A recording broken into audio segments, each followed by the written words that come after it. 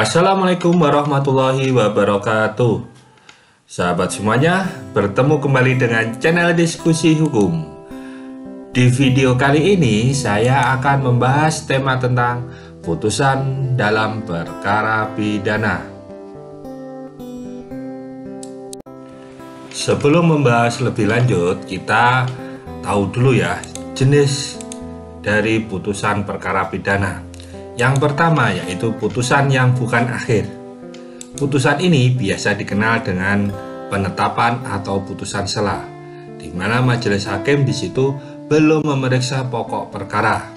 Bisa dilihat di pasal 148 dan pasal 156 ayat 1 KUHP. Yang kedua adalah putusan akhir.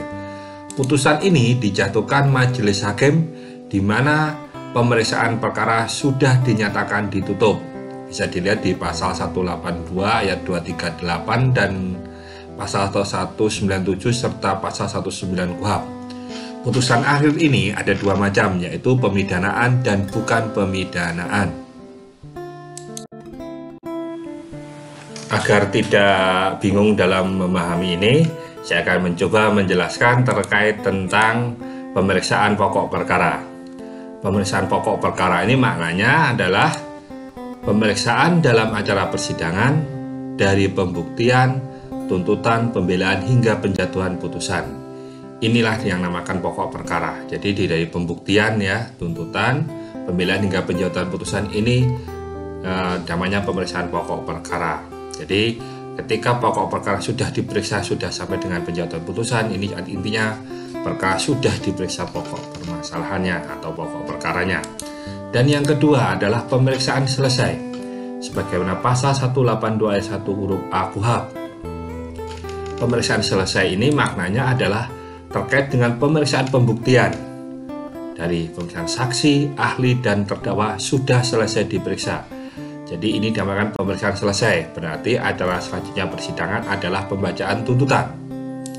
Sedangkan pemeriksaan dinyatakan ditutup, sebagaimana pasal 82 ayat 2 KUHP, maksudnya adalah pemeriksaan persidangan dari awal, yaitu pembacaan dakwaan, dilanjutkan pembuktian, tuntutan, dan pembelaan sudah selesai dilaksanakan. Dan agenda persidangan tinggal satu, yaitu pembacaan putusan. Beberapa bentuk dari putusan yang bukan akhir, yaitu yang pertama, itu adalah penetapan pengadilan tidak berwenang mengadili suatu perkara, sebagaimana pasal 148 KUHP. Di sini bisa terjadi terkait kewenangan, contohnya mungkin gini, ada perkara tipikor tapi diajukan ke pengadilan negeri, bukan pengadilan tipikor, jelas pengadilan negeri akan menyatakan tidak berwenang. Contoh lagi, ada perkara terkait dengan tindak pidana perikanan, bukan diajukan ke pengadilan negeri perikanan, jelas pengadilan negeri yang meriksa itu akan menyatakan tidak berwenang mengadili perkara. Yang kedua, tentang penetapan pengalihan pemeriksaan perkara, yaitu umpama diajukan dari pemeriksaan dewasa ke perkara anak atau sebaliknya dalam persidangan. Ya, ini sebagaimana pasal 20 ayat Undang-Undang Nomor 11 Tahun 2012 tentang Sistem Peradilan Pidana Anak. Di situ menyebutkan usia terkait dengan pemeriksaan perkara anak. Nah, contoh apabila di sini ternyata diajukan saat umur 20 tahun. Ketika di persidangan dianggap dewasa, namun ketika melihat tindak pidananya ini adalah tindak pidana saat masih anak-anak, pemeriksaan harus dilakukan dengan sistem peradilan pidana anak. Makanya di situ ada penetapan pengalihan pemeriksaan dari perkara biasa menjadi perkara anak. Yang ketiga yaitu putusan menyatakan dakwaan penuntut umum batal demi hukum, yaitu sebenarnya pasal 143 ayat 2 3 KUHP. Di sini terkait dengan eksepsi atau keberatan dari terdakwa atau penasihat hukum terdakwa. Yang keempat itu adalah putusan menyatakan dakwaan penuntut umum tidak dapat diterima, itu pasal 56 ya, karena contohnya ada perkara daluarsa atau nebis in idem. Dan ini ada beberapa bentuk putusan akhir, yaitu putusan akhir tadi disebutkan di depan, yaitu berupa yang pertama adalah putusan pemidanaan.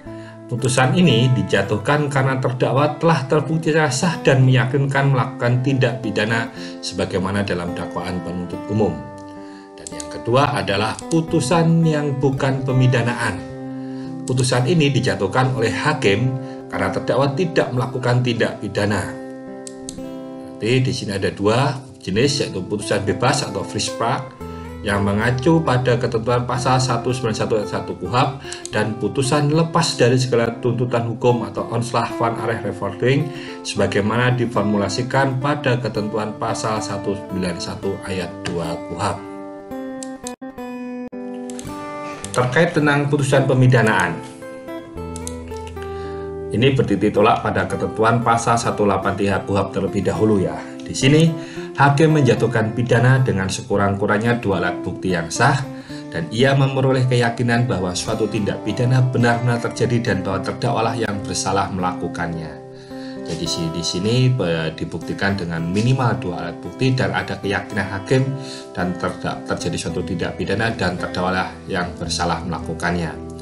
Dan di sini juga kita lihat dari titik tolaknya yaitu pada pasal 193 ayat 1 KUHP bahwa setelah dinyatakan bersalah, terdakwa dijatuhi pidana yang setimpal dengan tindak pidana yang dilakukannya. Inilah titik tolak dari putusan pemidanaan. Terkait putusan pemidanaan yang dalam hal terdakwa tidak ditahan, di sini dapat dinyatakan terdakwa tetap dengan status tidak ditahan. Ini sebagaimana pasal 193 ayat 2 karena menggunakan kata frasa dapat di situ. Ini maksudnya bahwa ditahannya terdakwa ini untuk dilaksanakan sebagai eksekusi dari putusan adalah menunggu putusan berkekuatan hukum tetap. Nah, kenapa tidak dinyatakan ditahan? Karena di sini ada hak untuk terdakwa mengajukan upaya hukum, maka terdakwa tidak ditahan. Dan ditahannya yaitu dilaksanakan pada saat melaksanakan eksekusi. Dan di sini juga bisa diperintahkan untuk ditahan. Dalam hal ini harus dilihat memenuhi syarat penahanan sebagaimana pasal 21 KUHP. Untuk terdakwa yang ditahan, ketika dijatuhkan putusan pemidanaan, terdakwa tetap dinyatakan untuk ditahan. Bila dijatuhkan pidana dengan masa tertentu, masa penangkapan dan penahanan dikurangkan dari pidana yang dijatuhkan. Jika lama pidana sama dengan masa penahanan, maka diperintahkan untuk dikeluarkan dari tahanan. Putusan bebas atau free spark di sini diatur di dalam pasal 191 ayat 1 KUHP. Putusan bebas dijatuhkan oleh hakim dengan pertimbangan sebagai berikut, yaitu yang pertama, tidak ditemukannya adanya bukti-bukti yang cukup yang menyatakan bahwa terdakwalah yang melakukan tindak pidana. Jadi tidak ada bukti yang menyatakan bahwa terdakwa pelakunya, atau mungkin terdakwa bisa membuktikan bahwa dia bukan pelakunya dari tindak pidana tersebut atau mungkin punya alibi, ya begitu. Yang kedua, tidak terpenuhi unsur dari pasal dakwaan penuntut umum. Jadi dalam perkara pidana ini ada unsur-unsur dari dakwaan yang ini harus dibuktikan di persidangan dan ini tidak terpenuhi seluruh unsur, maka di situ akan dinyatakan putusan bebas. Jenis kedua dari putusan bukan pemidanaan yaitu putusan lepas dari segala tuntutan hukum atau ontslag van arrest revolving. Di sini diatur di dalam pasal 191 ayat 2 KUHP. Putusan lepas dari segala tuntutan hukum dijatuhkan oleh hakim dengan memenuhi unsur sebagai berikut. Yang pertama, perbuatan terdakwa ini adalah terbukti tetapi bukan merupakan tindak pidana. Contohnya, perkaranya adalah perkara perdata wan prestasi, bukan suatu perkara penipuan. Yang kedua, adanya alasan pemaaf dan pembenar, yang mana menghilangkan sifat pertanggungjawaban pidana. Jadi di situ dilihat di pasal 44 sampai dengan pasal 51 KUHP. Ada catatan dalam penjatuhan putusan bebas dan lepas dari segala tuntutan hukum ya. Ini yang perlu diketahui, yaitu apabila selama proses persidangan terdakwa dilakukan penahanan, maka terdakwa harus diperintahkan untuk dikeluarkan dari tahanan seketika itu juga. Ya, jadi ketika bebas ketika itu juga harus dikeluarkan. Di situ sudah tercantumkan di dalam putusan harus dikeluarkan dari tahanan. Kecuali ada alasan lain yang sah untuk terdakwa tetap ditahan, yaitu di dalam pasal 191 ayat 3 KUHP. Kenapa? Di sini contohnya apabila terdakwa ini walaupun diputus bebas tapi sedang menjalani hukuman atau di dalam perkara lain. Ini dia tidak bisa dikeluarkan, atau terdakwa sedang ada proses lain yang masih berjalan. Di sini juga tidak bisa dilakukan untuk dikeluarkan dari tahanan. Dan di dalam putusan bebas dan lepas dari ketentuan hukum ini, biaya perkara dibebankan kepada negara sebagaimana dari ketentuan pasal 222 KUHP.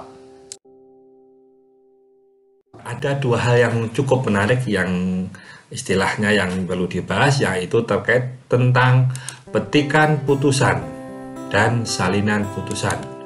Petikan putusan ini bisa dilihat di pasal 226 ayat 1 KUHP. Petikan putusan adalah kutipan isi dari putusan yang memuat amar putusan. Petikan putusan diberikan kepada terdakwa atau penasihat hukum terdakwa dan penuntut umum segera setelah putusan diucapkan. Jadi hari itu diucapkan langsung dikeluarkanlah petikan putusannya. Sedangkan salinan putusan ini disediakan di pasal 226 ayat 2 dan 3 KUHP. Salinan putusan adalah turunan dari putusan yang dikeluarkan oleh pengadilan. Jadi turunan aslinya ya dari putusan itu ya. Salinan putusan ini diberikan kepada penuntut umum dan penyidik, sedangkan untuk diberikan kepada terdakwa atau penasihat hukum terdakwa atas permintaan.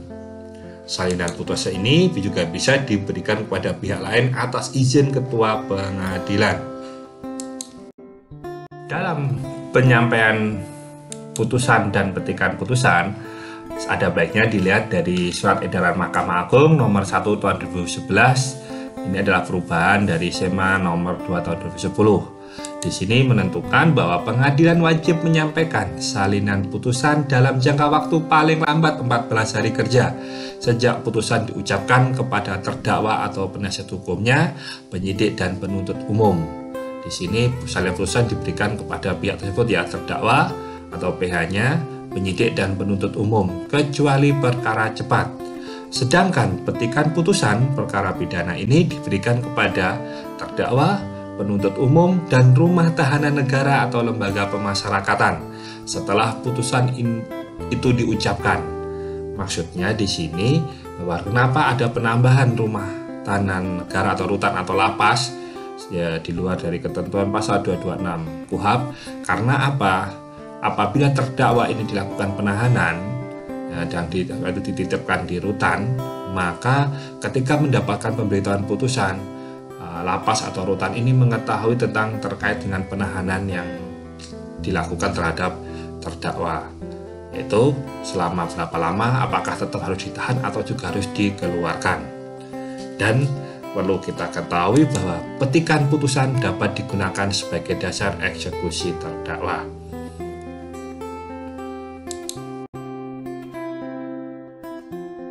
Itu tadi materi penjelasan dari kami. Sahabat kami, terima kasih sudah menonton video ini. Jika Anda suka dan ada manfaat dari video ini, silahkan like dan share video ini.